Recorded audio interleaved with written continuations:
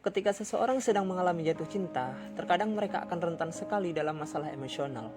Mereka sudah membuka hidup dan hati mereka untuk seseorang yang dicintai agar hadir dalam kehidupan mereka.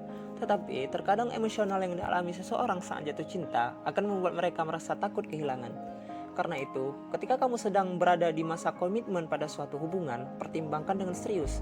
Jangan membuat janji atau komitmen dengan seseorang jika kamu merasa tidak dapat memegang janji yang telah kamu perbuat. Ketika kamu sedang menjalin sebuah hubungan, maka bertanggung jawablah. Banyak orang yang memendam rasa takut kehilangan pasangannya, entah penolakan sebelumnya atau kehilangan traumatis di masa lalu. Nah, berikut adalah tips yang bisa kalian lakukan untuk membuat pacar takut kehilangan kalian. Yang pertama, menunjukkan sisi rentan. Menggambarkan perasaan bersalah, jangan diam atau hanya menyembunyikan apa yang kamu rasakan jika pasanganmu melakukan suatu hal yang menyebalkan atau buruk.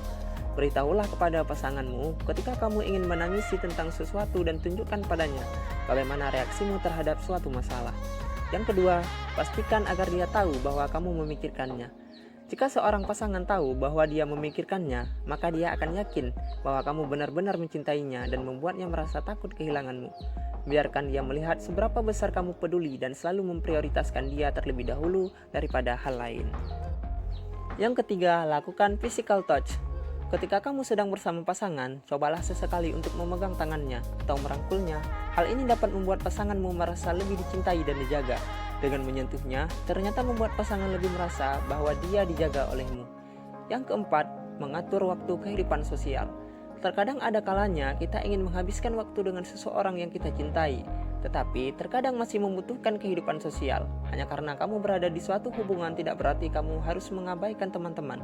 Pastikan bahwa pasanganmu mengetahui kehidupan sosial sebelum kamu memulai hubungan dengannya. Yang kelima, bersikap jujur.